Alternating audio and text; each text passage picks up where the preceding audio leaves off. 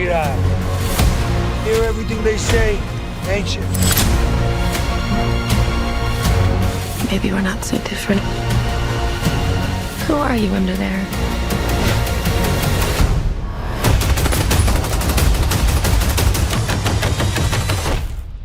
I'm vengeance. I was wondering, when you first got into your costumes, both the Batsuit for you, Rob, and Catwoman's, it's not a full-on suit yet, but there's definitely an outfit she puts on. Did it change any aspect of how you was expecting to approach the role, any way you were performing it? Yeah, I mean, when you're approaching it, you're trying to break it down like it's a conventional job, which it really isn't. You're thinking how to play certain scenes, and you can't really imagine yourself being able to convincingly do it until you put on the suit. And then the first day when you put on the suit, you're like, oh yeah, I'll be like kind of scared of this guy if he's like walking down an alley trying to beat me up. But then after you're actually shooting it, there's a whole host of kind of unforeseen issues which like you just can't predict when you're trying to imagine how you're going to play the part, and you have to constantly reconfigure your performance every single hurdle that comes up. And the first meeting between Batwoman and Selena Kyle at the time, you have that little fight scene within the apartment. Was that shot first for you guys, or did you have to shoot out of order, so you had to like get further into a relationship before you had the origin story, as it were? No, that was the first thing we shot together, which was a very intense way to start the shoot.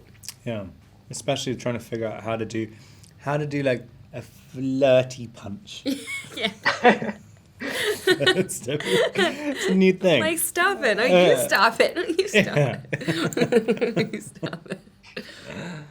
But you got to do all of that choreography yourself, especially in that scene, or were there? I mean, there had Yeah. amazing stunt doubles there, but we learned that entire fight, and we would rehearse together, and then I would rehearse with Rob's stunt double and vice versa. And we spent at least a month working on that fight, right? Yeah. And it's a very different type of Batman film compared to what's come before. But we've had obviously different versions of your characters in other films, in comics, on TV. Did you take any inspiration particularly from any of those previous ones, or were you both just trying to approach it from a fresh slate, as it were, because it is very different? I mean, I don't think you can really help but be inspired by it. I mean, like, I hadn't read too many of the comics until I started preparing for this, but I read a million of them now. But and you just pick up so many different elements from right the way back to like the ones in the 40s. I mean, you kind of, if you read enough of them, there's so many different, and I really liked watching the kind of evolution of the characters as well, because it has really changed over time, back and forth across the spectrum. And also in the movies, I mean, the movies were such a massive effect on me. I don't think you can't erase that experience from your mind, and nor would I want to. I mean, it's kind of, you just hope you can kind of add something to the legacy, really. Yeah, I think you just allow yourself to be inspired by how wonderfully they all, played the roles. And, for me, all the women who have played Catwoman, they've been so beautifully strong and sexy and free and wild and dangerous. And you want to just find ways to, make it your own. But, those are they're the reason that we love these characters and want to play them. Paul, just want to start with you. The Riddler's look in this is genuinely chilling, like especially his introduction scene. But it doesn't look like it was the most comfortable costume to wear. Is that correct? Yeah, it's true. I mean, it was really fun to figure out. They already had a great design sort of in place, but the idea of this homegrown vigilante taking inspiration perhaps from the Batman, but not having the same resources, I thought was really interesting. And yes, the mask was one thing, although frankly, as an actor, that is such a major part of the energy of the character. And I grew to love the mask, even though it was challenging. It helps to sort of unleash some part of Edward Nashton that he couldn't in his real life, so to speak. And then we did this thing with Saran wrap that was slightly regrettable day one, and then we did figure out how to work with. But it all hopefully fueled the fire. It's not unlike, or too terribly unlike, what Matt was wearing on set. I know, it must be the pandemic. During the pandemic, he was fully protected. No Yeah, pathogen was making its way toward his body. Yeah. He was Riddlered out. And Jeffrey, we get a hint of the fact that Gordon's worked with Batman before on previous cases, but the backstory is kind of left in the open. Did Matt give you a backstory of what's happened up to this film, or were you allowed to sort of work it out yourself? Well, we talked about various theories about how they might have come together, but the thing that we focused on was that this would be the first time that they were together in public in that way. So that introductory scene with the two of them walking into the crime scene, which we've seen in the trailers together, and cops kind of peering at them suspiciously, was revealing of the oddness of the partnership.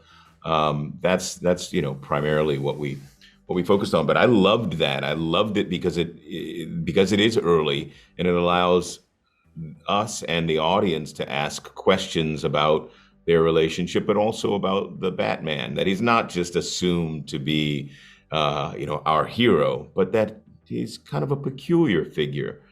And there's a strangeness and vulnerability to him that I think is really exciting and a really clever exploration of the character, because what it does is it asks questions about why he dons the cape and cowl, why he does what he does, and it goes back to what Paul has mentioned about the trauma underneath. So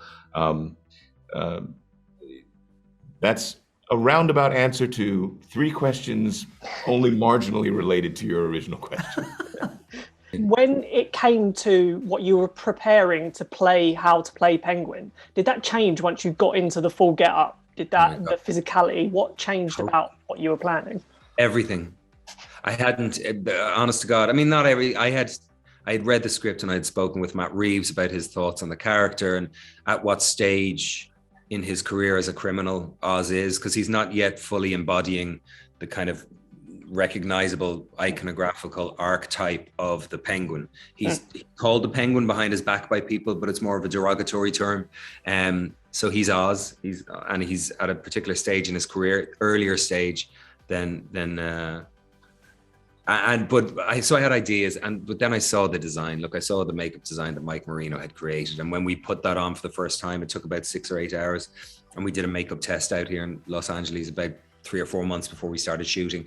And once the makeup went on, I did start moving and start speaking and gesturing and just behaving in a way that I hadn't even considered up until that point. There was something kind of alchemical about the reaction that I had psychologically, because I was hidden as well. So I didn't, whatever nervousness we carry as human beings in relation to being seen, or in relation to betraying our feelings, or can people see from our expressions how we're, all that was gone. It was just gone. I was just totally submerged, and there was an incredible sense of liberation that I experienced as a result of it, Yeah, and getting into that question, did that help you find the accent as well, and how you were going to play that voice, or did you just play around with it? Yeah, no, the accent I'd done about 2 months of work, a few times a week. There's a dialect coach I've worked with for years now called Jessica Drake, and she and I had done a deep delve into voice and accent, and where the voice was going to be, what kind of pitch tone it was going to have, and we had zeroed in on what the accent is on the film, but I wasn't completely within ownership of even the accent at that point. But as soon as the makeup went on, the accent that we had been working on, I realized totally fit, and it totally came out naturally, and there was no nervousness and there was no hesitation on my part, and it all just felt like it was an incredibly organic arrival at something that the film was going to be able to hold. Yeah, definitely. Even as I was watching this, I had to keep reminding myself I was watching you, as I was like, yeah, I mean, I'm nowhere there, man. completely I'm lost. just nowhere to be found. It's so strange. It's strange for me to see, because I saw the film. It's so strange to see because I'm not there. This is a very different Batman film, but obviously there's been other versions of Alfred in films and in the comics. Did you take any particular inspiration, or were you just starting from a blank slate, as it were?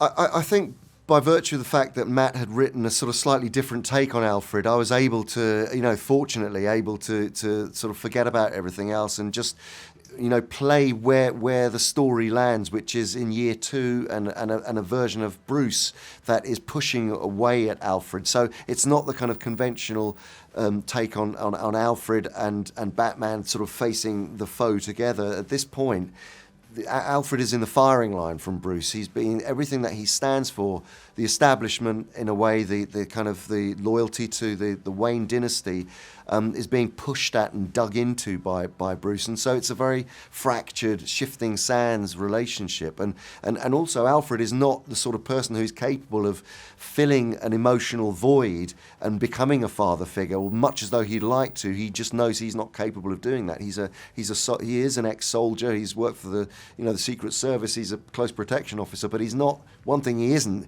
is a father, or possess the emotional toolbox to be a father. So I think that is really what's at the core of this telling of the tale, of our version of their relationship, and that I'm thankful that it's a fresh view, really. Yeah, definitely. And before you started filming on this film, you'd just finished on Venom 2, if I've got all the schedules right. They're very different superhero films, obviously, but was there anything you learned on Venom 2 as a director that you brought into this kind of world and acting in this kind of world? I mean, it was extraordinary, because I was actually in post-production on Venom, so all the way whilst I was filming Batman, I was at night was editing Venom and doing all the visual effects. So it was. But to actually answer your question, as a director, you're completely absorbed in the storytelling from every aspect. But one of the things I love about acting is just focusing on the single character and the minutiae of a single, getting into the world of a single character. So I was able to separate them, and just really enjoy the process of bedding down into the character of Alfred, and then going back at night and then carrying on with Venom. Yeah, is there, as you mentioned before, Alfred's backstory is that he's a soldier, and we get little hints of that in the film and his previous relationship with Bruce and how it's developed. But it's only hints. So did you work with Matt on fleshing out that entire backstory? So you had that in your mind when you were approaching this role, or did you get to play with it yourself? No, it was very much through the lens of Matt's vision of the relationship, and we did talk about it, and I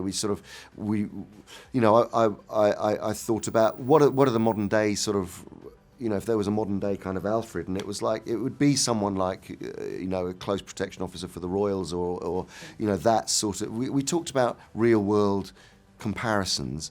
But then the specifics of dealing with someone like Bruce. So we were drawing from inspirations from the comics and the previous worlds of Alfred, but as I say, landing in a slightly different way. And it feels like you've been talking about this film for a couple of years now, because the first teaser came out back in 2020 at Fandom. During all that time, has there ever been anything that hasn't been asked? Because I was worried that there's just literally not a question you haven't asked yet in all of these talks, or are you just waiting for people to see this film so you can finally talk about it properly? Yeah, I mean, I'm very curious what people are gonna say. What do you think? It's true. I think, and we're so in it, and it's been this, thing that only we know about for so long. So, I'm sure there's gonna be, an array of reactions, and I think we're both really eager and curious what people are gonna think. Good luck with that. No, I mean, it has been, I've been talking about it for a while, and especially the last 2 weeks as the film is approaching its release date, a lot of the questions have become, most of it is centered around the makeup. Because let's face it, the most interesting aspect of my performance is, of course, the makeup. I mean, I'm under it, doing my best to pull the strings, and I'm animating it for sure. But and my cat is eating a box. Mia. But yeah, no, most of it is around the makeup, and I think that's okay. I feel like I'm on the Mike Marino press tour, not the Batman press tour or the Colin Farrell press tour. Mike Marino's the artist who designed the makeup, and he just did so much of the heavy lifting for me in this role. It's such an imposing character that he created, and it's so at turns recognizable, but also foreign, and he's kind of a sympathetic face as well, as fearsome as it is, Oz's visage, there's also something that's quite broken about him. You see the scars on his face, he's got pockmarked skin, and that he's somewhere inside, he might be a bit vulnerable in relation to how he looks. And so there was loads of kind of information that I was receiving from what Mike did. It wasn't just a case of just put it on and there was no thought in relation to it. It was very inspiring before I even put it on, just to have a look and see what he'd created. I felt sympathy, I felt excitement, but I felt sympathy, and I felt a sense of this character's violent history as a result of the face. Yeah, I mean, I think the time has come for. I've grown to really not like watching trailers. I've grown to I want to go in and see a film afresh and know very little about it. They're always the most engaging because one of the most powerful things about cinema is going in and receiving a story for the first time. And so I always try and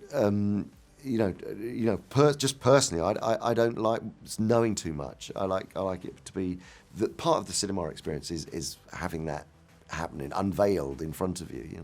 I guess I want the fans to get to see the film now. The Batman fans are so passionate, and I think we're so excited to sort of share this film with them. And so I'm really curious to talk about it after that point and to see how people react, how it hits that culture, and what sort of discussions it ignites, because I think there's quite a lot there for people to kind of dig into.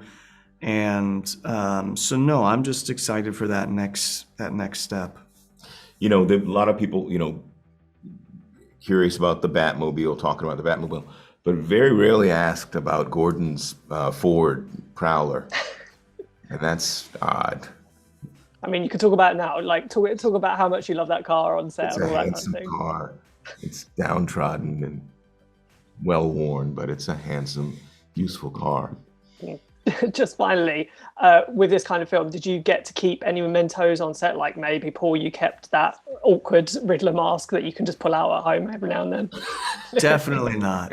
I mean, that I do not want that in my home. As much love as I have for this film and that character stays outside the home. And Jeffrey? I've said this, I mentioned this before. I won a bet with our first AD, who's a Tottenham supporter, or as we say in America sometimes, Tottenham. And I'm an Arsenal supporter. Same here. Yeah. So right after we wrapped, Arsenal beat Spurs, and so he owes me Gordon's badge, his GCPD badge, which I've yet to receive, as is probably typical of a Tottenham supporter. But, just keep saying it in interviews, and then one day he'll be guilted into giving it to you, I'm sure. Shame into coming through. Did you say something? Maybe. You actually really look like you have. I wasn't allowed to take anything. We're not allowed to take basically got things. stripped. They got strip search every single time I leave the studio. I'll never tell. Yeah. You can't exactly hide the batsuit, I guess, under It's like kind of a also, t-shirt. yeah, but I or mean, jacket. you're basically like your entire outfit's like one piece. So I didn't take my outfit. I don't have my outfit. That would have been crazy. You're trying to figure out what I I have. know. I'm like, what is it then? One of the cats. Yeah, I took one of the cats.